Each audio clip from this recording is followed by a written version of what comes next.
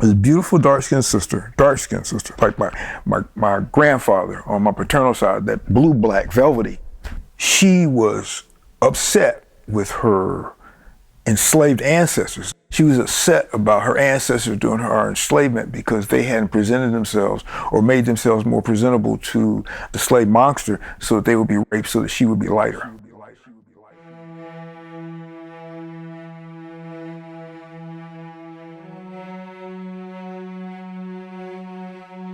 I came across a proverb saying, reasoning is the shackles of a coward. So, for African proverbs, you got to stop and think. You can't just keep right on rolling. You have to stop and think.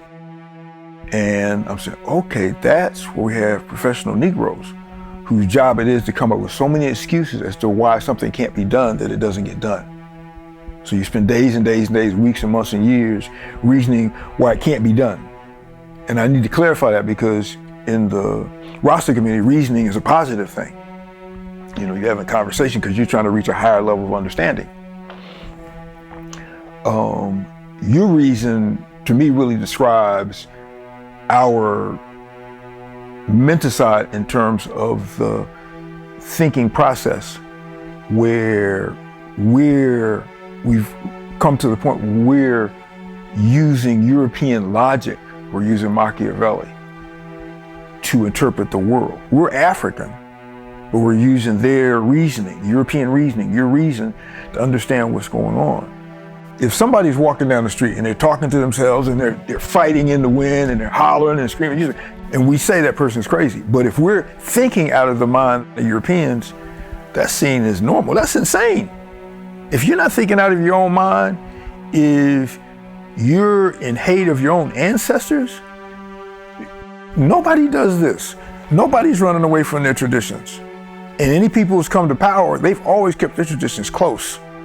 Always. We're the only people on the planet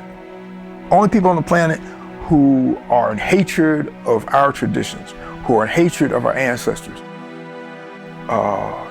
There was a incident that it still, shakes me when I think about it, where this sister, dark-skinned sister, beautiful, and it's like to say beautiful and dark-skinned are like, there's something odd. The beautiful dark-skinned sister, like my grandfather on my paternal side, that blue-black, velvety. She was upset with her enslaved ancestors, and this was during a conversation about our enslavement. She was upset about her ancestors during her enslavement because they hadn't presented themselves or made themselves more presentable to the slave monster so that they would be raped so that she would be lighter. But that was, and she was like, and nobody freaked out about her comment. It was like, okay, I get her, I get how she feels. But to even have that as a possible idea in your head, that of course, since you're black, you're ugly. Since you're in the darker you are, the uglier you are. But to even have that idea in your head that rape would have been a positive for your ancestors because it would have benefited you, that to me is like the worst of the possible reason. Okay? So even though we may not use their theories, it's the way that we interpret reality, the way that we interpret our condition through somebody else's eyes. Your reason is whenever something goes on with us, we're always finding a way to blame us. That's the logic that we carry. And that's the subconscious. We're not consciously saying, okay, well, how can I benefit white folks here? No, it's just automatic. So we don't do certain things, or we don't behave in certain ways. And people talk about the difference between when a European comes into a meeting of black folks or a black person comes to a meeting of Europeans, the response is different. We know, but even the most diehard Negro, they're directed by that thought in terms of the things they might consider to do or how they analyze things. Because the last thing they want to do is to have Europeans respond to them negatively. You get a slave mentality where slaves don't ask questions. Because you don't know what the response is going to be, and you know the response in all probability is going to be bad and it's going to hurt. So you don't even think to ask questions. It doesn't come out. And then of course you get to the point where we're at today where our children are getting slapped and knocked down because they don't understand who they're dealing with. They think that racism doesn't exist. So they're approaching it like they don't exist, and then the European response is a European and they don't understand. Okay. They'll get into an encounter with a cop and they'll think, oh, you know, I'm a US citizen. And they don't understand they're the target, they're the threat. This young black man, he was maybe 15, 16 years of age. This cop had him up against a car and had his elbow under his neck. In the other hand, he had a gun pointed at his head. And the guy's standing like, what you gonna do? What you gonna do? I said, you don't know who you're dealing with. Because we've taught them a lie. We've taught them that this is America. We've taught them that this is safe for them to be who they are or who they feel like being. They don't understand that threat is still there. They don't understand that they are still, you know, the hunt is on and brother, you to pray. They don't understand that. We have not taught our children about the psychopathically racist way of Europeans, but we've taught them to aspire to success behaving like Europeans. You know, it's like we expect science to be self-correcting. We don't expect science to be political. We expect science to be self-correcting. So even the racist ways of science are somehow going to correct itself through proof, through evidence or time. They don't understand what they're dealing with.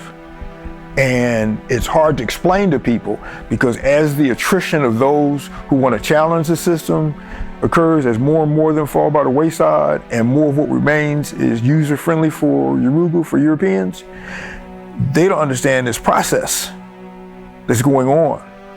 They're acting like everything is fine. They don't understand until it slaps them in their face personally. But when Katrina hit and the two brothers wanted to get back into their integrated community and they get shot at by their white neighbors. Because white neighbors understand. They understand they were the threat. And to me, that's the outcome of this if more of us don't wake up or if those who are woke don't do certain things. The outcome of this can be extremely bad for us. There's nothing, and I know I've heard this before, but there's nothing in the universe, kids, that African people can't be re-enslaved. We pull out our ancestral wisdom that, you know, you don't kill all of the enemy. And we hear Negroes saying that, but you don't kill all your enemy. But Europeans, they don't operate on that same principle. You know, you can go through a list of peoples who they have removed who no longer exist. It's not gonna be this Jurassic Park thing where they pull out some blood from a mosquito and recreate these people. No, they're gone. They're permanently gone. They'll never, ever, ever walk the face of this planet again. And I could go on and on about how we don't teach our children these things not because we're afraid for them, we're afraid for us. What's gonna happen to us if we don't lie to our children, we don't miseducate it, don't diseducate our children. We're not afraid for the children, we're afraid for us. So there are things that our children should know about them, and now that's being whitewashed. There are things that our children should know about what they have done to us, about how we got here. Whether you're talking about whether we were already here or how we got here, whatever the case may be, there was travesty of an unbelievable magnitude. It doesn't even fit in the category of criminal behavior. It's way beyond that. I always use the example of a movie that was based on a Stephen King book called The Dead Zone. Guy was in a car accident and he was in a coma for however long years, what have you. And he came out of the coma and he was semi-crippled. But he discovered that he had the ability to tell people's future, what's going on, just by touching them. His old girlfriend, who was now married, had children, was campaigning for this guy who was running for a local political position and had, you know, aspirations to become president of the country. She recognized him and then she introduced him to this guy and he shook his hand and he saw this guy, if he became president, he was going to start a thermonuclear war. It was killing everybody, would kill everybody. So he said, oh, that's why I have this power. That's why I'm here. I'm supposed to stop this guy. So the guy was going to be doing a speech at a local church, and the guy with the power, he got a rifle, got up on the, in the back to have the upper pews. The guy got his rifle, pulled out, aimed at him, and somebody saw him say, gun, gun. And they shot him, and he fell off the balcony. He wasn't dead yet. He fell off the balcony, he's laying there. And he saw the guy didn't win the presidency. And then they show you why. When somebody said gun, the child that he was holding, he put it in front of him. And that picture made the news. And I say, that's us, putting our children up in front of us to protect us from Urugu. We're sacrificing our own children. You don't sacrifice your children, you keep your children behind you, protected. You don't put your children out in front, let Urugu do whatever they want to do to them, turn them into whatever they want to turn them into so that you can be safe. That's exactly what we're doing. That's the way of punks. That's not where of strong people who believe in themselves, people who love themselves, people who love their children. You're supposed to be here to protect your children.